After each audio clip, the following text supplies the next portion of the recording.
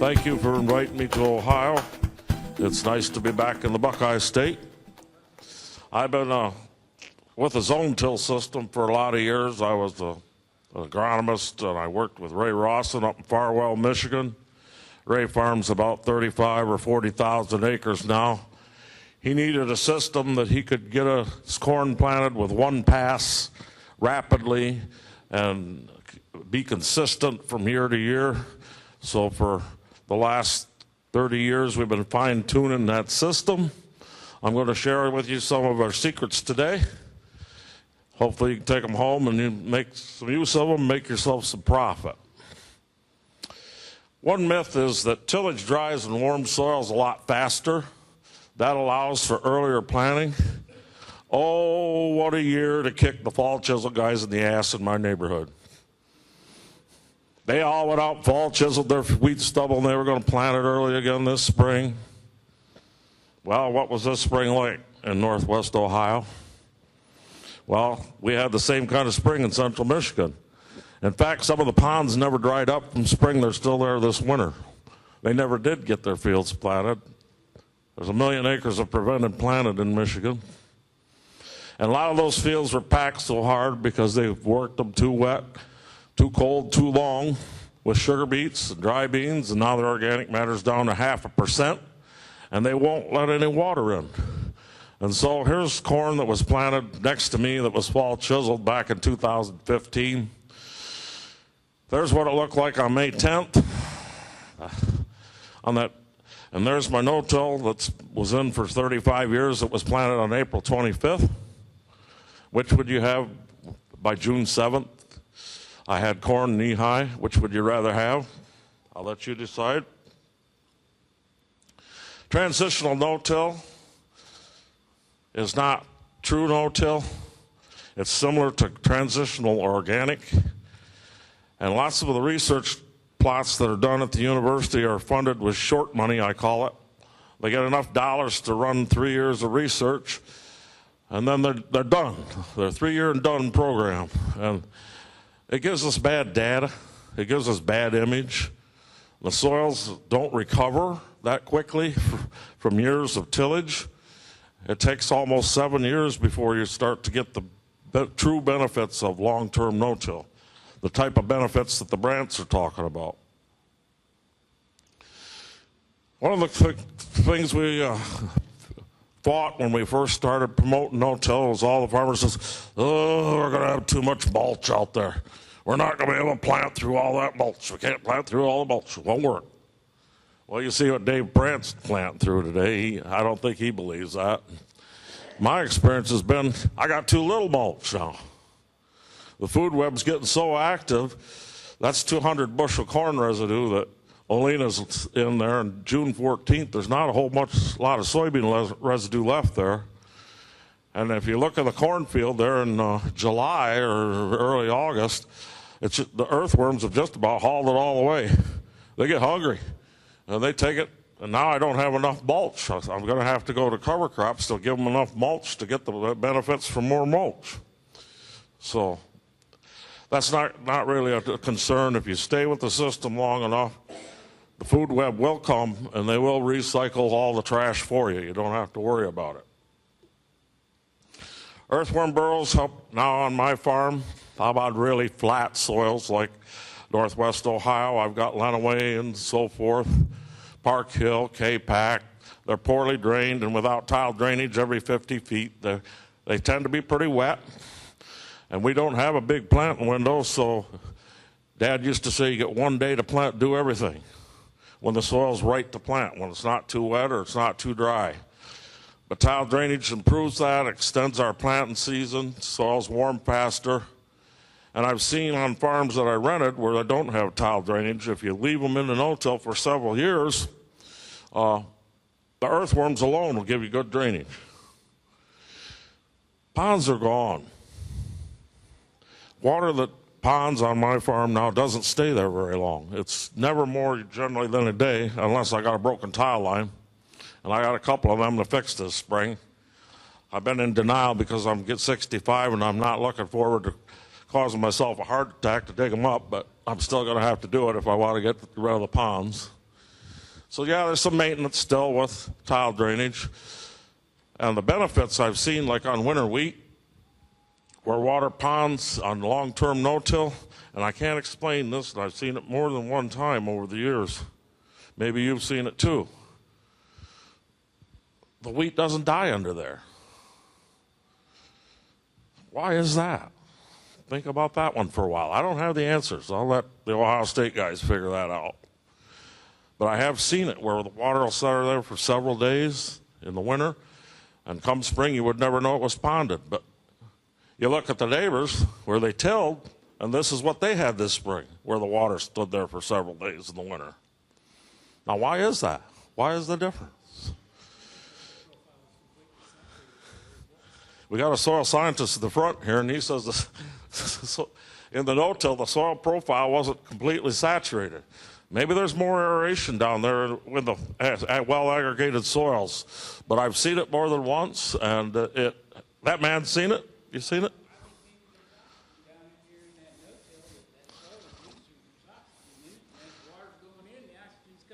Yeah, he says as the water's going in, the oxygen's coming up, and it keeps the roots alive.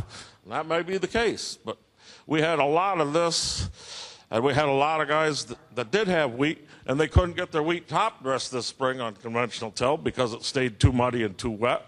But I was still able to get my wheat top dressed on no-till. So that's another benefit of long-term no-till in the wheat crop, is being able to get on there and get your nitrogen on in the spring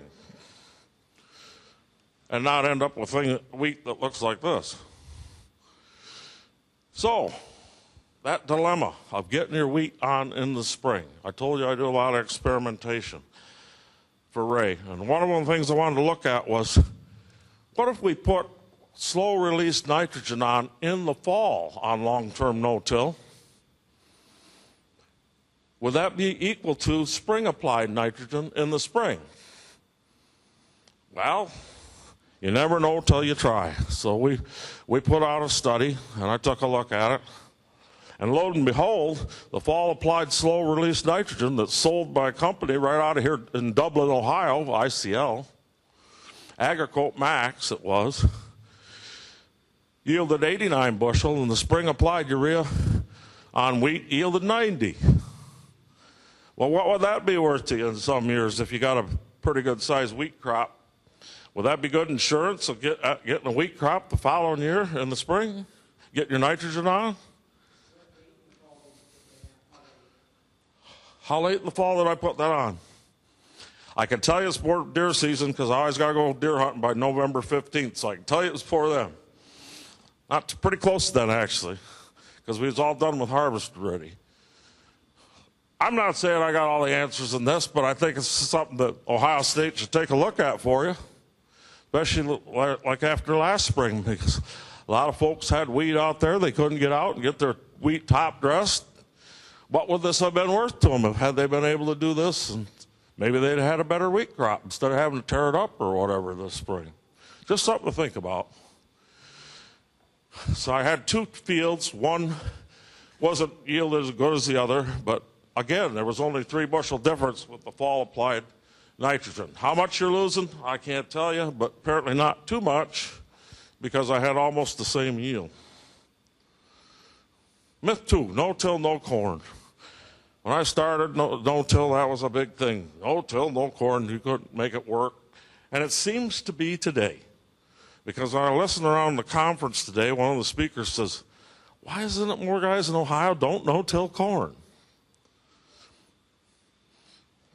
I'm on Park Hill, I'm on K-Pack, I'm on Lenawee. They're really fat soils like out here behind the university. They're cold, they're wet, but they're full of earthworm holes now. And they warm up faster than the neighbor's fall chisel plow. Here's the spring of 2019. All the $100,000 trucks are driving by wanting to know what the hell I was doing out in the field on April 25th planting corn in my long-term no-till. This is what it looked like after I got done running the 3-coulter system. I've been doing this now every year for the last 10 years. My wife's birthday is on April 25th. I have to have it planted by supper time because I got to take her out for her birthday. So I get my corn planted, I take her out for her birthday, and everybody's happy.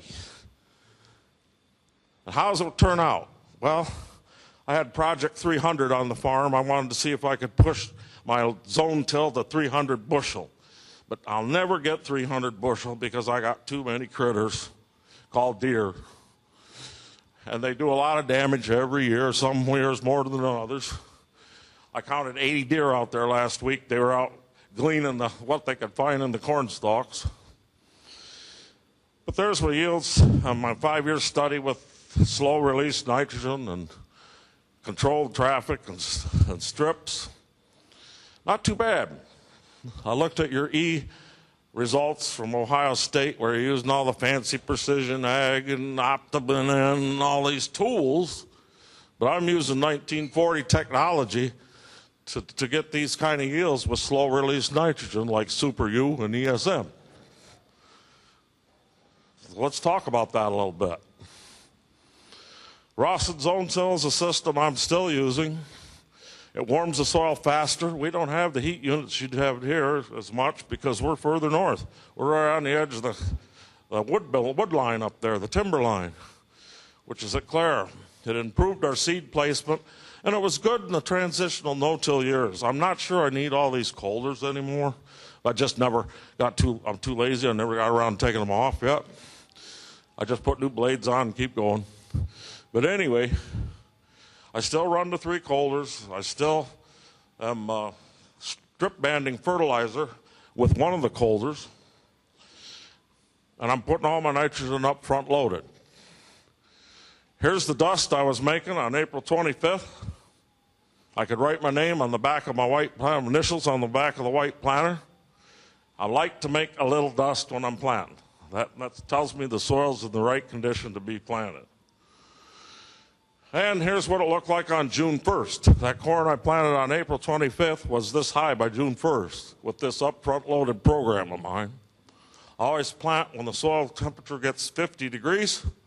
In fact, I called Ray on the 25th of April. I said, "Hey, Ray, you been out in the field with your soil thermometer yet today?"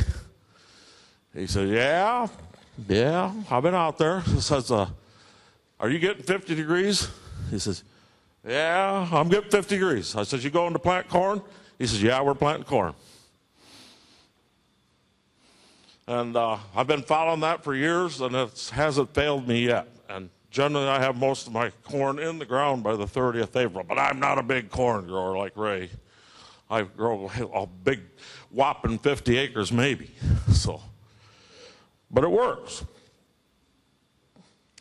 And here's what it looks like. This is the corn I like by July 4th.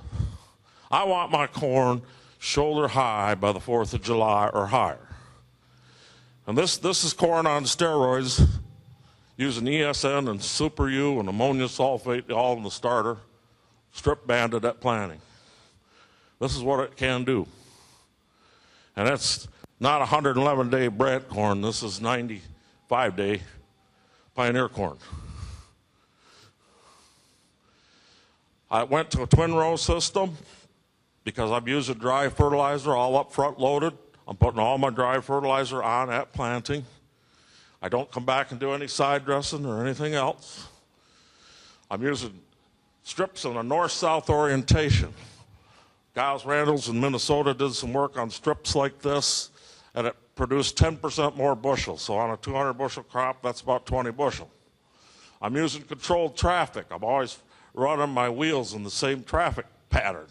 That picks up 10%, another 20 bushel.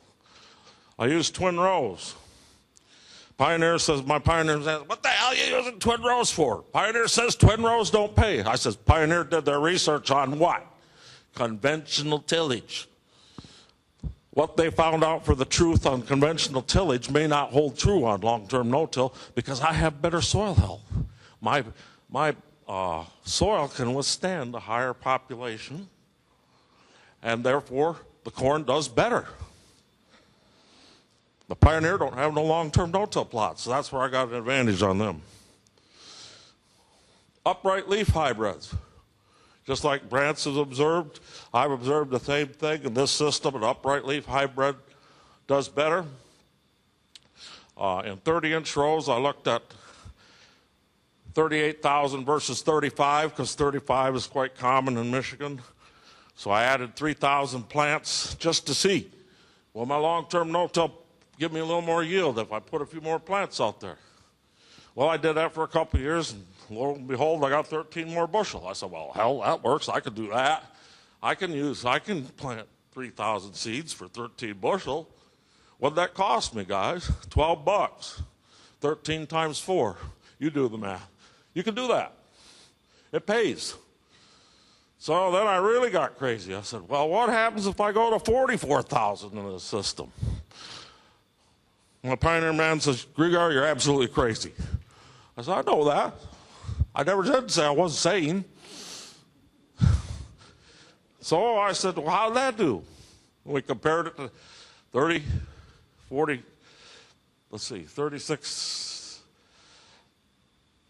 36,000, I think it was. I picked up 30 bushel more. I said, why wouldn't I put more plants out there for 30 bushel more? 6,000 more plants cost me $24. 30 bushel times 4 is $120. Let's see, I spent $24 to make $124. I think that's good Dave Brandt economics, don't you guys? All right. And how do I prepare my blends? Here's my experimental blends that I'm playing with. This is my high-speed mixer. If you look on the floor, you see 2 kitty wading pools that my wife picked up that somebody threw out beside the road because they had a hole that wouldn't hold water no more. But they weren't good for putting fertilizer in. I put 4 5-gallon pails, 2 under each one, put them in a wheelbarrow, mix them 20 times with this high-speed mixer. That's good exercise after you sit around all winter going to no-till meetings. And there's what a blend looks like in the planter. That's a proprietary mix, but I will tell you it's a mixture of ESN, Super U, Triple 19, AMS, and zinc. I won't tell you the proportions because I got the cook man in here and he's spying on me, so I ain't going to tell him what I'm doing. How does it work? Well, the neighbor next door, he used urea and anhydrous ammonia in 2015. It rained like a bitch. Rain all spring. That was his corn on the right. That was my corn with the twin row starter, ESN, Super U. Which would you rather have at harvest? That's pretty visual. The other thing you see with this system is a lot of double ears. I'm thinking like Dave Brandt. Maybe I should plant this stuff at 20,000. Maybe I'd get all my plants to put on double ears. Then I'd only need half of that Pioneer seed. Wouldn't that be cool, huh? Get it to grow double ears in this system. So maybe I'm going to look for a hybrid that does that. Then I'll have half my seed cost. But I'm getting old. Vinayak's going to have to take over because he's young yet. ESN. That's insurance in a wet year, folks, like last year and like 2004 and like 2015. I've seen it enough times that it pays. It won't hurt you in a dry year. It still does the same thing as a dry year. It's just as good as urea in 28. And I come to these meetings, and I go to the fertilizer presentations, and I hear these professors from Ohio State get up and say, well, we compared 28 and anhydrous, and we compared urea, and we compared AMS. And I says, where's your solar release studies? My God, this stuff's been around for 20 years, and you're not taking a look at it as part of your nitrogen management program? Get with the times. The stuff is great, and it works. Check it out. Check the economics out. Check the proportions out. I'm getting old. It's somebody else's turn to take over. I've done what I can with it, but I'm telling you it works. Especially in a wet year in 2015. I put 3/4 of a pound of nitrogen on to get 265 bushel of corn. That's pretty efficient after listening to the talks here today. Still using 1.2. No.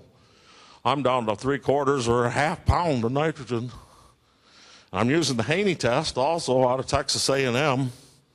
The Haney test on my Park Hill loam says for 225 bushel corn, I only need to put on 70 pounds of N, according to Doc Ward out in Ward Labs in Kearney, Nebraska. Think about that. Wouldn't that be cool if you could do that? I haven't had balls big enough to try it yet, to be honest with you. But I got to do it. I got to see if it's going to work. It's the next frontier. There's still a frontier out there that needs to be looked at. That's one of the frontiers that needs to be checked out. And maybe the key is using slow release nitrogen fertilizer so that you don't lose it. Don't lose it, you use it, right? Isn't that a Cook slogan? Don't use it? I think it is. It should be. 2005, how did I do? That corn I told you I planted that was waist high almost by the 1st of June, came in at 205, 19% moisture, and 55 test weight.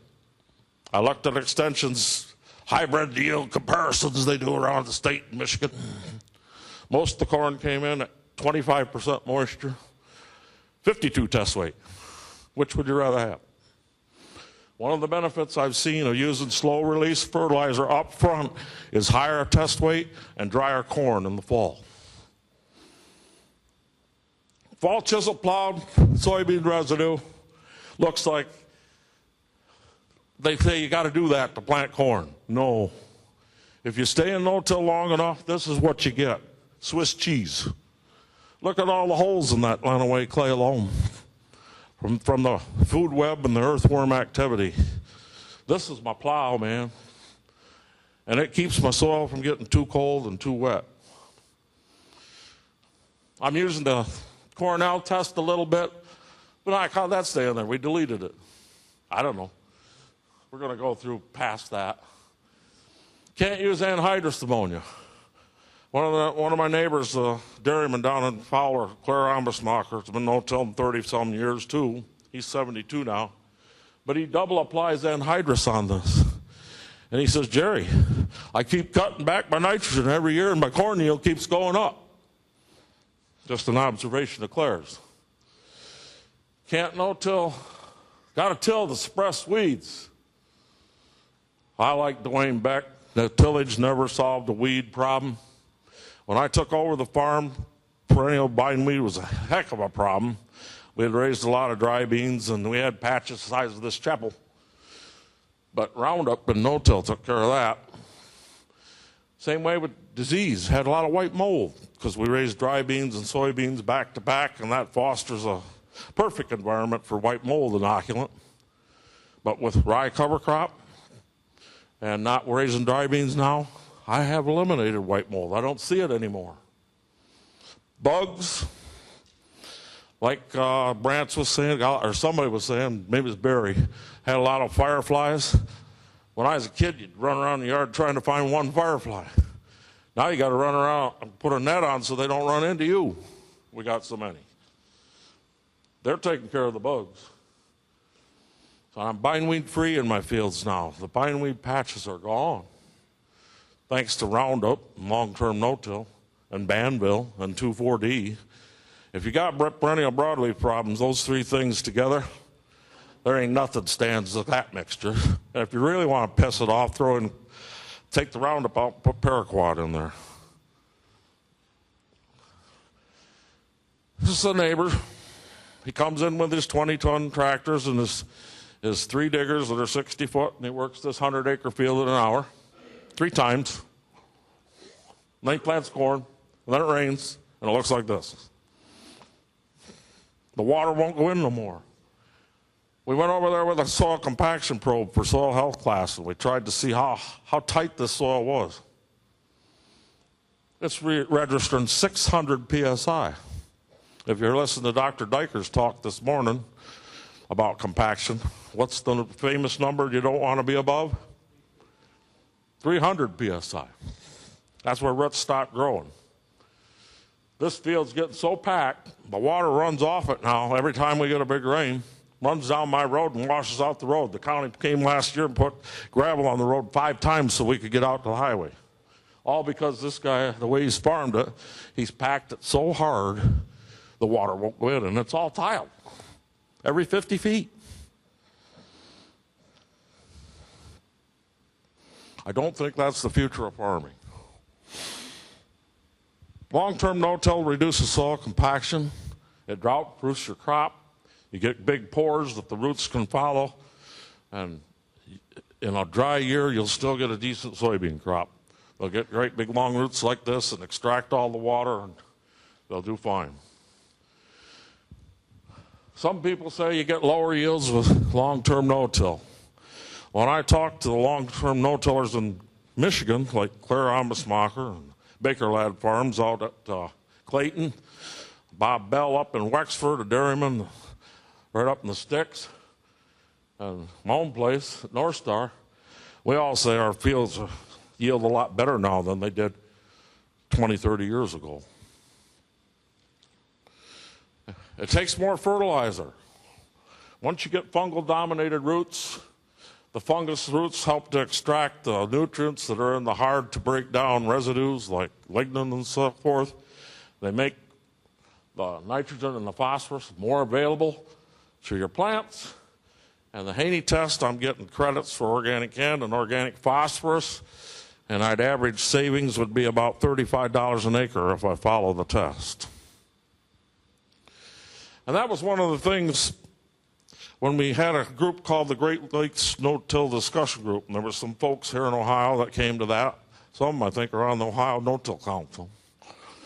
And some came from Indiana, some came from Michigan.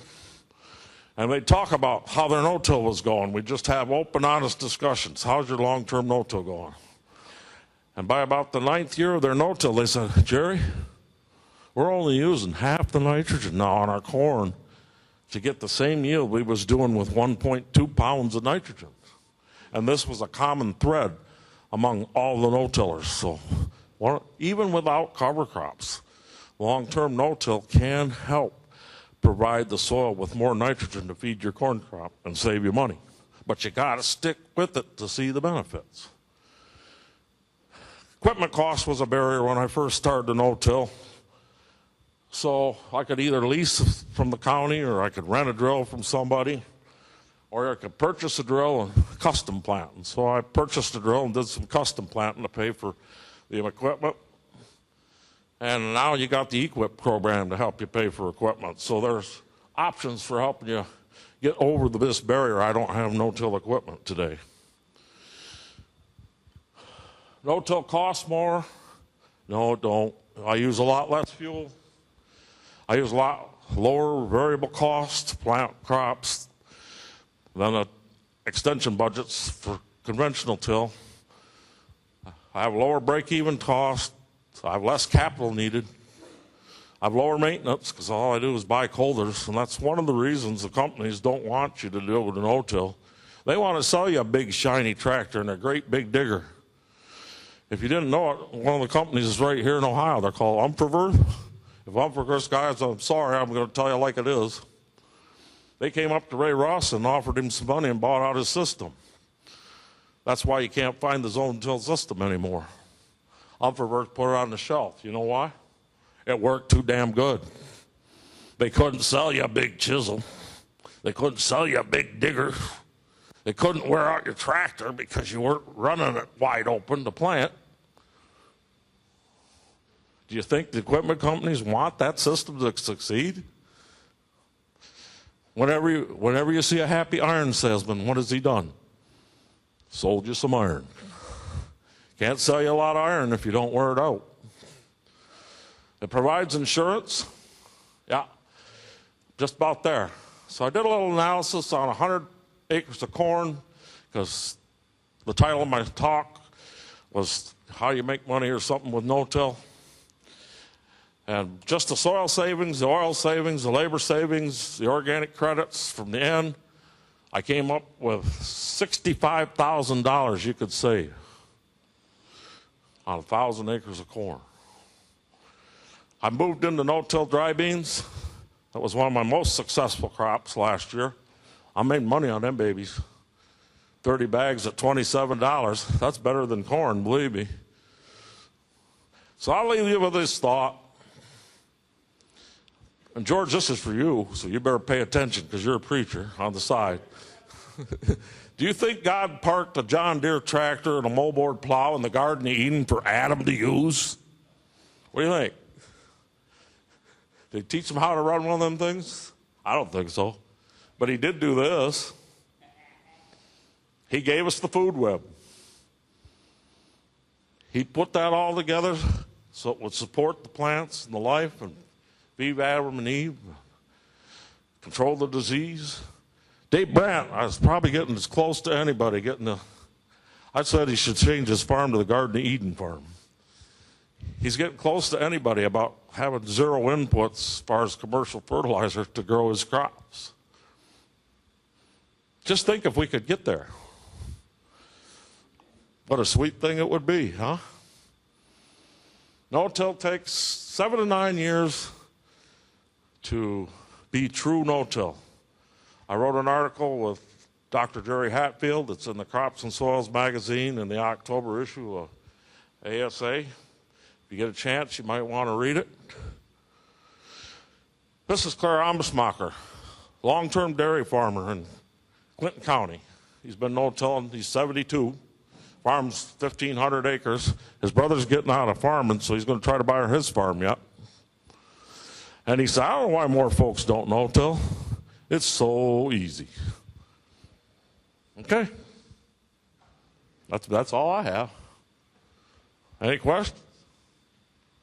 Are you going to ever raise some cover crops into your mix?